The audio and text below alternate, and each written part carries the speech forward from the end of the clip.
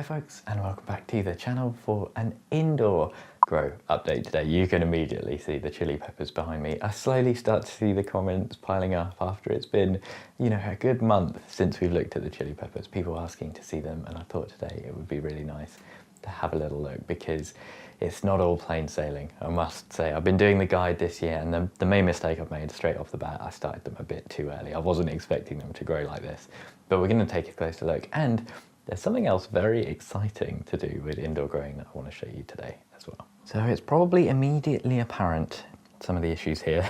This is a veritable jungle. Having this many plants crammed into such a small space really does create a myriad of issues. And the first one, I'll be honest, is watering. So generally, what I do down here is bottom watering. So all these 1 litre pots are in trays. If you've missed updates to date, or you've missed the chili pepper growing guide, I'll link some in the descriptions. Go and have a look and see how we got to this position first. But yes, in 1 litre pots, I like to just bottom water. And unfortunately, it turns out this shelving unit that they're on from IKEA, there's ones up the top as well, it's not just these, is really good, really modifiable, but it turns out our floor is not that level. And so as I've been bottom watering, the ones at the back have not been getting as much water as the ones at the front. And you can see there's kind of some dieback, leaves falling off, a few kind of scrunched up, wrinkled leaves, not great signs. A little bit of leaf drop off is kind of natural and normal, but these two in particular have not had a good time. Look at this. They have lost all of their lower leaves, absolutely all of them, and now they've just got these little tufts at the top. And this was because of drastic underwatering.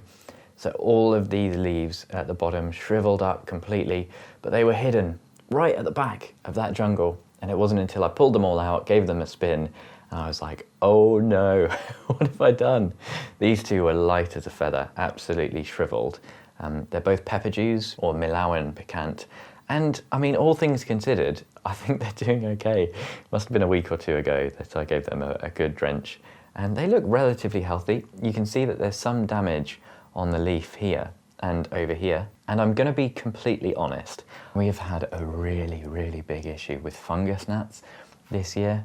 They're like normally just a bit of a nuisance, but it was getting to absurd levels. Like we would come into the office and they would be all over the ceiling, all over the windows, and like just swarms of them around the plants. I mean, I always thought that fungus gnats would kind of like actually damage your plants and set them back. And I've not really seen any evidence of that. I mean, look at them this year. Generally speaking, very, very happy. But it got to the point where, Jess was, I think Jess was going to go mad. And she was like, look, you need to get these peppers out. And we resorted to using fly spray. Not something I would recommend doing, pretty harsh chemical. And what has happened once or twice, I think it's landed actually on the pepper leaves. And it's caused the leaves to just pretty much immediately go brown and shrivel up.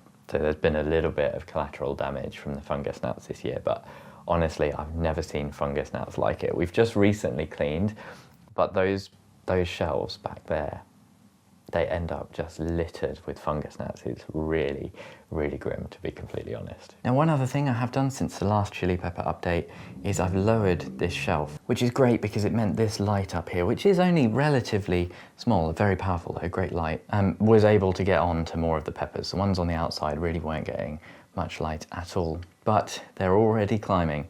They're already starting to get really close. Again, these guys desperately need to go out, but we've had a real cold snap. So I've been waiting until we've got kind of 10 degrees plus overnight temperatures. Our frost risk has passed, so they could go out, but if these guys go out and it's really cold overnight, they're just going to completely stall. They desperately need to go out, get more full sun, and they need to go into bigger pots. But speaking of issues with all of this crowding, one other thing, because of the lack of light, we're not getting much bushy growth coming off the stems, and we're getting quite big gaps, like here, between each leaf, because all the growth that these plants are going to be doing is up top. In a natural situation where they've got more light hitting these bottom leaves, you'll start to get more of the bushy stuff kind of coming out of these nodes. Some of the varieties are a lot more branching. This is a jalapeno, really nice branching. Some of the others though, like this one, which is a bleeding jigsaw, we've still just got one main stem.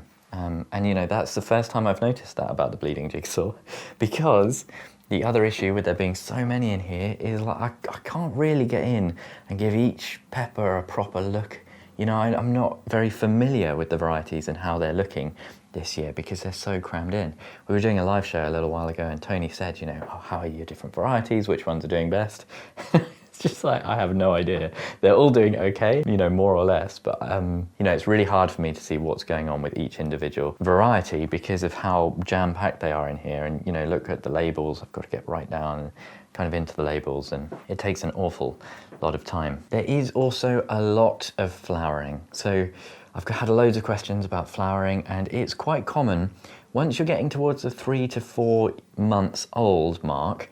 If you've had really good growth and your peppers are putting on size, even if they've got a bit of room in their pots, they might start to flower and set fruit, especially the Annam varieties. And look what I found yesterday. In some ways, kind of cool, kind of amazing to have peppers growing so early in the season and actually seeing chilies on here. These are Ring of Fire, both of these. And Ring of Fire are an early fruiting variety. Look, there's one here. You can see there's one of the flowers just there, just starting to turn into a pod. So I'm just going to pick that by pulling backwards on the flower. And generally, so far this year, I have still been trying to pull off the flowers because I don't want them setting fruit. I don't want them to go into their fruiting stage yet. I want them to do that when they're, you know, much further on in the season and all the roots have filled out the pots. I've been focusing on the negatives quite a lot because I get a lot of, you know, a lot of stick for being a bit smug this year about how well these guys have done. So I do want to show you, you know, the honest truth, all of the setbacks. But that said, they are still looking awesome. They're still generally all looking really healthy. I had these out in the garden yesterday on really nice sunny days. I've been putting them out in the day and bringing them back in overnight, and that will really help to, you know, get some air through them, strengthen up those stems. I've still been running the fan a lot, and it will help to harden off those leaves for when they do go into the greenhouse eventually and they've got full, you know, proper baking sun on them. Another thing that's not so great is these ones up here. Now, I wouldn't say these are awful by any means. They're still, for the most part, pretty healthy plants. I did have one serious casualty. My Primatali red. I think the damage on here is once again probably from the fly spray, which is really, really unfortunate. But still looks quite healthy and I think will bounce back. These are a lot more of the Chinense varieties in here. And unfortunately, the main issue, I think, is just that they're not under the proper full spectrum lights. You know, I've got 2 of those blue octopus lights on here, and we are still getting some growth. We've got some really interesting plants, actually. Look at this one. This is a Zimbabwe black, and I mean, I was just showing you the kind of the space between the leaves, those kind of internodal spacings on the other ones, and this is the complete opposite. It's probably the densest plant I've ever seen, but very small in every way, you know, tiny little leaves. And I think there's just something, they're not quite growing as I would expect. The Chinense varieties do look really healthy, actually, just very small. I would expect these to be much, much bigger. And I think I've got a Chinense variety under the main light. I think, anyway, this is my issue, just not that familiar. Let me see if I can dig it out and show you a comparison. I did, I found it. Another issue with them being so, you know, tight in there is just getting these plants out. They're so tangled up. Now this is a Hainan yellow lantern, and I've not grown these before, but this isn't traditionally how I would expect a Chinense to look. Once again, we've got a very tall plant. I think probably because of competition, you know, it's fighting with all the others, struggling for the light. So I think it's reaching up and getting a lot taller and less bushy than it normally would. Hi folks, now I'm interrupting myself here because I should have talked about topping, and I imagine there's probably a few comments already telling me to top these plants if I want to encourage some bushy growth. And that is true, topping them will encourage bushy growth, but in this instance, topping the plants would really be treating the symptom and not the root cause. The root cause of the plants growing like this is that they're not getting enough light at those lower leaves. So if I top them, they're still not going to be getting enough light at those lower leaves, and it's probably just going to set the plant back a little bit more. It has also started to flower, which is a bad sign for a Chinense. You know, if an Annam is flowering, you might just think, oh, well, it wants to flower. That's just what it wants to do. A Chinense they're much slower to flower. So that is a real sign that that one is definitely root bound. But let me compare it with another one here. Same variety, Hainan Yellow Lantern. See how different this is? This one is so bushy. So these guys are getting enough light, I think, but probably a lower quality, or, you know, not quite the right spectrum or something like that. You know, these plants are growing so differently. What I really want is to just get them out into the sun. And that will allay any concerns. And a lot of the ones that, if they've grown too tall, they will start to bush out when they're getting the sun on the lower leaves and that kind of thing. So once again, not bad in this tray up here, but, you know, I would say quite far from ideal. This one is a really interesting one. This is a pubescens, the scallywag, and it's a really interesting shape. It's kind of got this canopy forming and then going out horizontally, which is very cool, but once again, quite compact growth. So these are good in some way because they're a bit more compact in the growth, but much, much, much slower than the rest. You know, these were all sown at the same time, but I would have liked to have seen these guys just being a bit bigger, having a bit more growth. I did find as well one of my Korean peppers. Look at this, very similar to the pepper juice.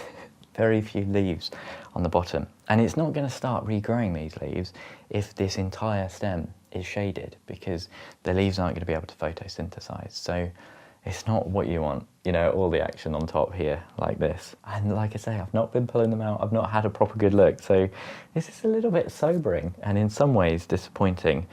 But like I say, yeah, I'm telling myself I have to remember, as soon as these get out into the sun, they're going to have amazing, strong root systems. I'm going to pot them up and hopefully they're going to kick into action with nice, healthy, bushy growth, so long as they're not fighting for light with their neighbours. I'm kind of in one of those positions where there's not too many ideal decisions, you know, there's a lot of choices and none of them have the best outcomes. The two options really for me here are leaving them indoors for longer without enough light in too small a pot, or getting them out into cold nights, potentially with a little bit more light in the day and some more space for their roots to grow. But honestly, from my experience to date growing peppers, I think giving these guys cold is going to really stall them and actually set them back much more than getting them root bound. The peppers that I have taken up into the greenhouse have just completely stalled. Just absolutely, they haven't grown a single centimetre, I don't think, since I put them up there, because we've had nighttime temperatures of around 5 degrees. And even in a greenhouse, you get a little bit of protection overnight, but not much really. They're still going to be too cold. And I'm hoping by the end of April, by the end of this week, the weather's going to start to break a little bit more. When we've got 8-9 degrees overnight, then these guys can go out and they're going to go either into 2.5 litre pots, or I might just go whole hog, get them straight into their final pots, because they have been growing so well to date. Let's go and show the new tool downstairs. Down here in the kitchen, I've been sent this very fancy, very exciting new tool, this new toy from a company called Letpot. And this is one of those home hydroponic growing systems. I'm not going to be doing like a full review or a setup or anything, just wanted to show you this because I'm very excited to get some seeds started in here. It would have been ideal if I'd had this right at the start of the season and could have done experiments with hydroponic chilies and, you know, starting them in hydroponics and then setting them out into soil and all that kind of thing. Whoops. Take those off. I've not turned it on or set it up just yet, but super simple. This is the lighting unit. So under here, there are all the LEDs. This is the LPH Max, which has a really cool feature, which is basically automatic watering. So there's two options, automatic and manual. On the automatic, you can set up like a big reservoir over here, you know, like a big bottle, a big 5-gallon jug or something like that, and then pipe it in, and this will pump it into this reservoir. There's a 7-litre reservoir in here, which you can fill up, but then obviously the plants are going to start to drink it, and it's going to be evaporated and transpired and all that kind of thing. And then you either have to manually fill it up, or you can set it up so that it pulls water in. We're a bit tight for space, so I'm going to try setting this up with the manual option. So as you know, I generally won't show a product unless I've tested it and I'm pretty happy with it, but I know these things are very reputable. I've seen a lot of good stuff about this, from Chilli Chump especially, and I think if you want to go for one of these home hydro units, Letpot are the ones to go for. But I just wanted to show you in here. This is, I think, 21 cells. So obviously if you were doing like full spectrum grows, if you wanted to get like a lettuce or a cabbage out of this thing, you're not going to be able to get 21 cabbages, but this is perfect for seed starting. And it comes with all these little plugs. So you put these in if you're not growing in the cell, and it stops kind of algae growth and that kind of thing. Really, really neat. Just over here, this is all the stuff you get in the kit. These are amazing. These are little plant supports. So if you're doing something like a cucumber and it's starting to get a bit long, you can use these little supports to then give it a little bit. I think that's really cute. I really, really like that. You get some plant labels, which is really nice. These little humidity domes, really cool too. So once you put your seed into the little sponge, you can put a little humidity dome on there, which keeps it super moist and stops it from drying out. I think the coolest thing about this kit is that it really is a kit. You get all of the stuff, you know, you get all the little sponges, you get all the baskets. Some of these are quite often like added extras. You get the AB plant food. You basically fill these up with water, give them a really good shake, and then that is super concentrated, and you use something like 5 milliliters per liter into the reservoir.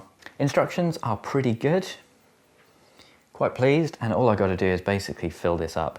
And the big selling point about this automatic stuff is that if you have it set up so the pump is pulling in water, you just put the nutrient solution into this little reservoir and it will automatically mix the nutrient. If you do it manually, so let's say I put 6 litres of water in here with the nutrient, when that got down to 3 litres, I'd then have to do the maths again. So I'd have to do 15, you know, if I was putting another 3 litres in, I would do 15 millilitres of A, 15 millilitres of B. It's just a lot more faff than just setting it up completely automatically. So it can automatically calculate the feed for you.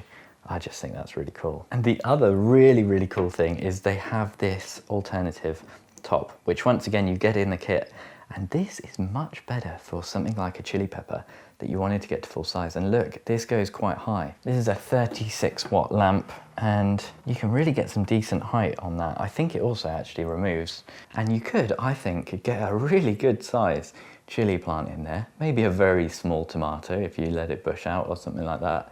But I really love that this is an included option. I do not need any more chilies this year. As you've seen, we've already got problems with too many. But what I do want to do is start off some flowers in here, especially lupins. I want to give that a go. So me and Jess are going to spend a little bit of time getting some flowers on the go, but do stay tuned. There's a link in the description if you want to check this out, you know, all the usual affiliated stuff. But I would say maybe wait until I'm doing some updates, you know, and when we've seen it actually growing, then is the time to go and have a look. Thank you ever so much for joining me. An extra special thank you to all of my Chili Pepper Tier patrons: Tony, Bill, Pam, Louise, Mel, Michael, Denise, Socks in the Garden, Andrew, Sarah, Dorcasaur, Angela, and Louise. Oh, that is a mouthful now. Hopefully I'll see you again next time.